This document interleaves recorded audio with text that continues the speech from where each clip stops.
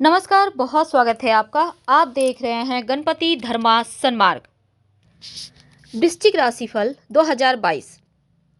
तो वृश्चिक वालों, 11वें भाव में एक बस ये समझ लें कि 2022 का उदय ही हो रहा है, तो यकीनन आपके लिए शुभ संकेत है। लेकिन अगर हम आपके पर्सनल लाइफ की बात करें तो लग्न में चंद्रमा, मंगल, केतु थोड़ी उलझन बढ़ाएगा।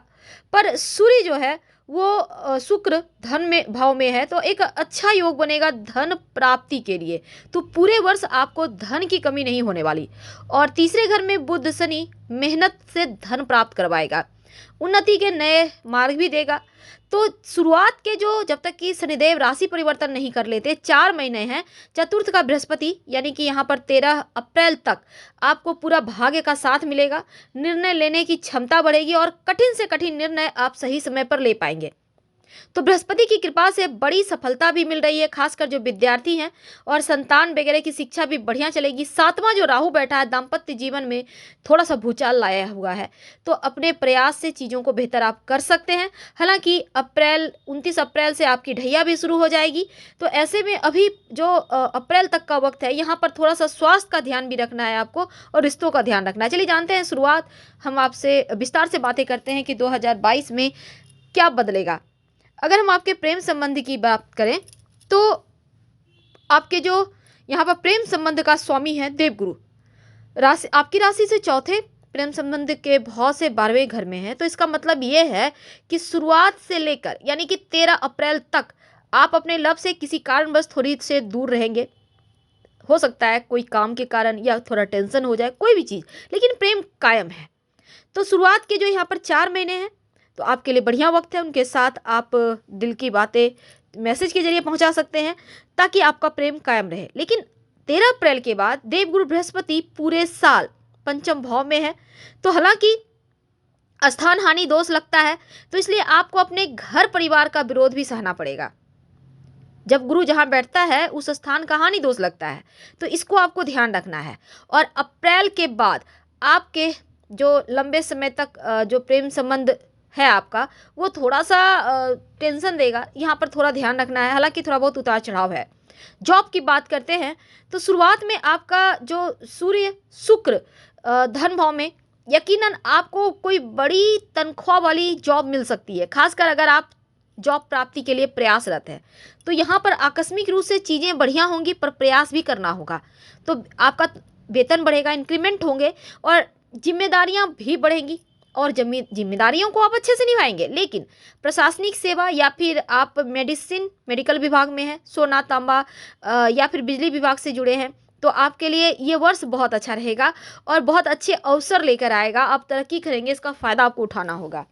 विद्यार्थियों की बात करते हैं तो वृश्चिक वालों, शिक्षा के मामलों में बढ़िया है, सामान्य है, लेकिन आपको मेहनत करना होगा। अपने प्रयास से सफलता, भाग्य यहाँ कम साथ देगा पर मेहनत से साथ जरूर मिल जाएगा।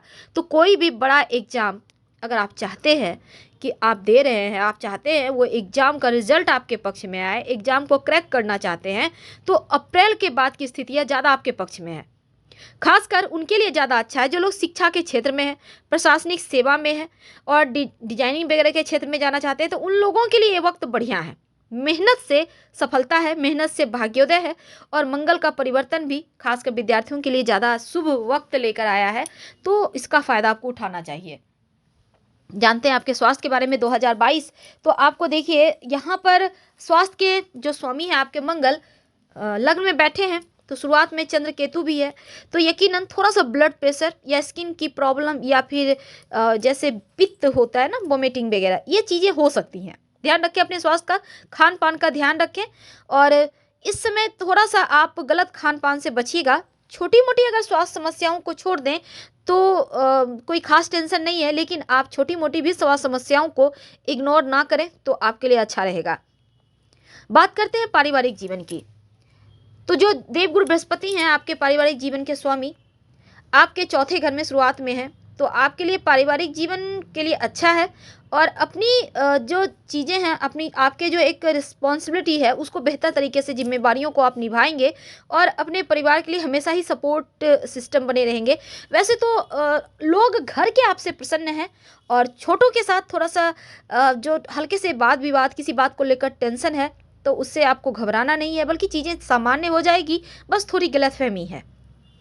अप्रैल अप्रैल का महीना है 2022 का, तो किसी न किसी कारणवश, चाहे जॉब के सिलसिले में, पढ़ाई के सिलसिले में, व्यापार के सिलसिले में, थोड़ी से अपनों के साथ आप दूर रहेंगे, लेकिन इसके बाद फिर करीब ही रहने का मौका मिलेगा।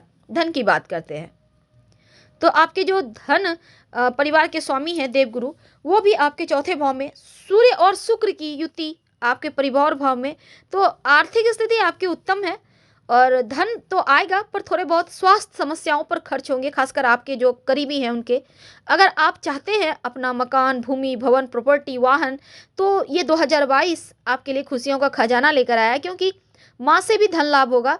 और जब भी आपको धन की कमी महसूस होगी, कहीं ना कहीं से दैव योग से धन आपको मिल ही जाएगा, तो ये आपके लिए प्लस पॉइंट है।